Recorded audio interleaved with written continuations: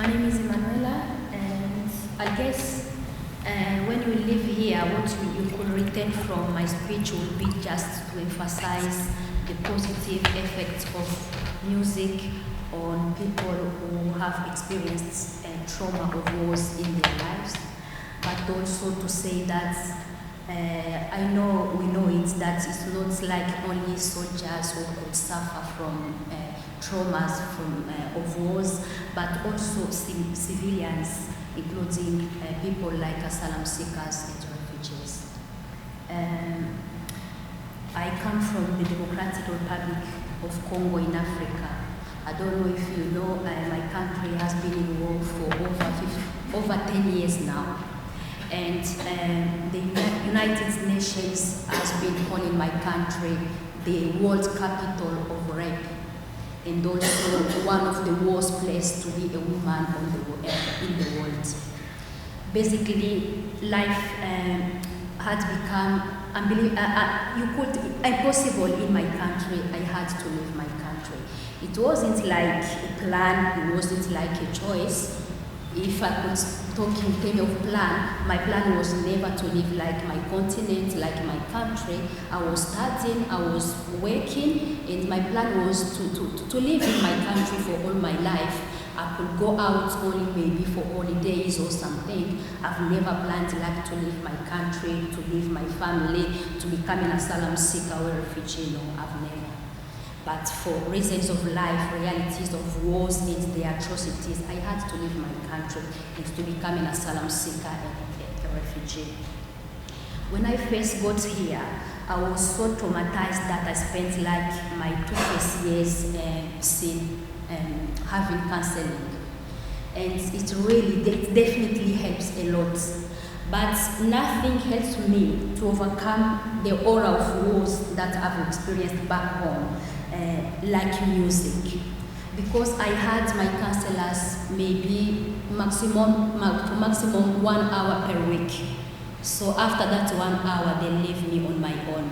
Back then, I couldn't even speak the little English that I can speak now. I didn't know people. I couldn't go like to college, to studies, to work. And that in itself was enough depression for me. But I always had music with me. I always had music for me and there for me and with me.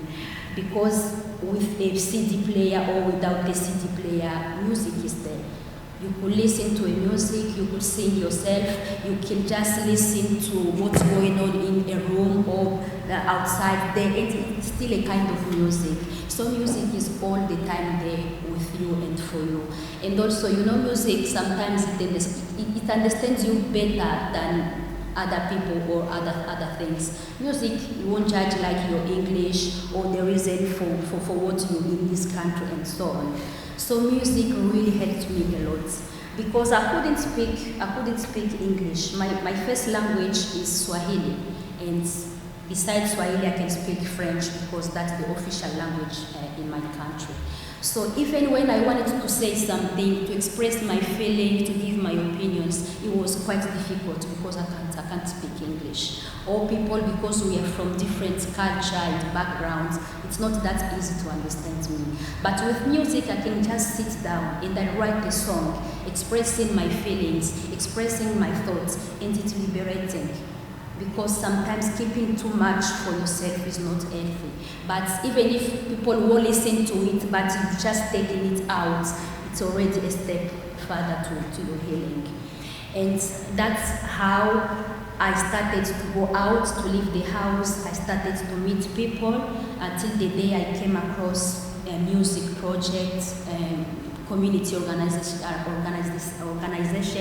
and like artistic initiatives. Then they spotted that I could sing, I can sing, I can write songs, I can lead musical projects and so on. So definitely music changed, first of all, my own life. Because when I'm singing, when I'm listening to like a nice music, it may make me cry, but it's a healthy cry. because sometimes we just need to take all those toxins out of you, even if through tears and crying. So it helps me. When I'm doing like vocal exercises, warm-ups, breathing, it's helped me to relax more. It's helped like my heart beating, it's helped my head. And actually I started to think, if I can manage to write a piece that I can perform to an audience and they like it, I can still have some control, some power. That means I can just translate it to my own life. Because if I can manage to create a whole piece, it means I can also manage to create a new life for myself. And you know, that reality has like a positive spirit, it has like a new force, and those are the effects of music in my own life. It gives me inspiration, it gives me courage, I can believe again, I can trust again, I can try again, and so on. And that's how I came across the organization Musicians Without Border, and we've been working with different people, in different projects.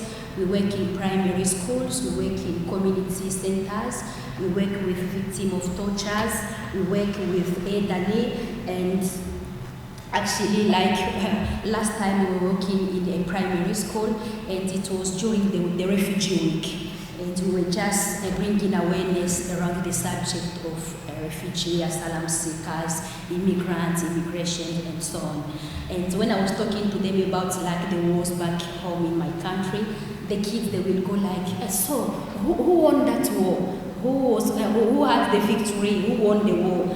And I think personally, I don't believe in war people should be talking or even thinking of like winning or losing, because I don't think there is anyone who will win in a war.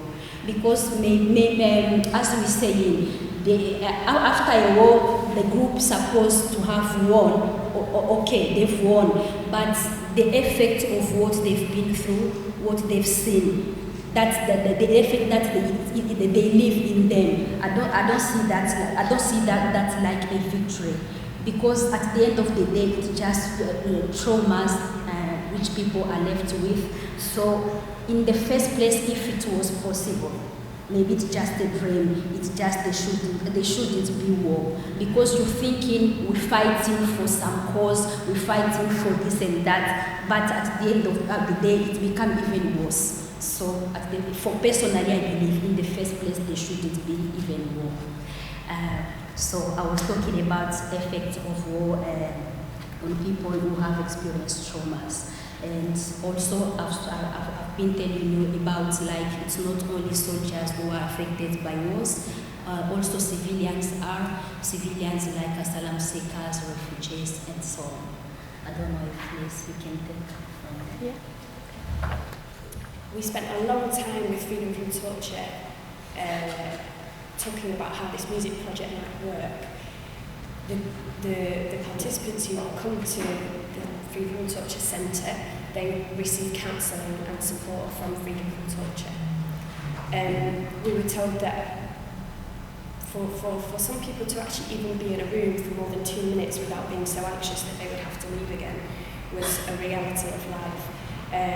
Often people will disassociate and become completely separate from what's going on in reality. We'll be having flashbacks about the traumatic experiences they've been through. A lot of the women in particular had experienced sexual violence. And so we went we started off with a group of men and women working separately. And we went in just with the aim of bringing some kind of calming energy, some calming breathing exercises and so on, and to see how that would work and where it would lead the group. We're now in the 3rd year of the project, and we work with 25 torture survivors every week. And we've actually found that the transformation within each individual has been absolutely incredible. And Freedom from Torture also said that for particularly some of their clients, that music has had more effect than counselling, any of the counselling services they have offered. And I think that's partly to do with the way that we use music. we will go in and work with the group on a completely equal basis of equality of language, of culture, and so on. And we'll work together to write songs. And just to bring it back to the beginning of my talk, where I was interested in this human spirit and the mental survival, and not only to get through these unbelievably traumatic situations, but how to still come to the other side of it. And this might sound like a huge cliche, but I think this for me is the fundamental thing about human beings and the human capacity for forgiveness and for survival, is that people who have had the most unbelievable things done to them by other human beings still have the capacity for hope, still have the capacity for compassion, and still have the capacity that they want to change the world to be a better place. And for me, that's something that I'm really interested in. And I just want to bring it back to the quote here. Again, this was an off-the-cuff quote that somebody within our session said, and we then turned it into a song. And I thought about it, and I thought, actually, I've never imagined a world where there's no war. I've always just accepted that that's a part of life, that's a part of the human existence. But I think it was Albert Einstein actually said that imagination is everything. It is the preview of life's coming attractions. So if we as individuals, as communities, as fathers, as brothers, as sisters, as mothers, as daughters, cannot even conceive of a world where war doesn't exist, then that's never ever going to happen. And I think for me that the message of trauma is, why does trauma exist? Because it's the human body's way of screaming out to us that these genocides, atrocities and organised violence and so on is not a good thing for us. So I want to leave with a question really, is it possible for us to even imagine a world without war?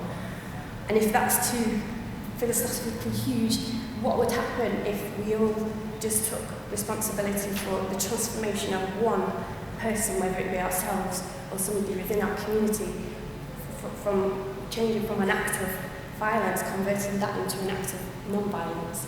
What would happen then? So I just want to leave you with that, and I'd like to play you this song that we wrote with the group. As you'll see, so these are beginner musicians, people who have never ever done music before, severely traumatised group of people, and this is a performance we did last year for the song Imagine a World Without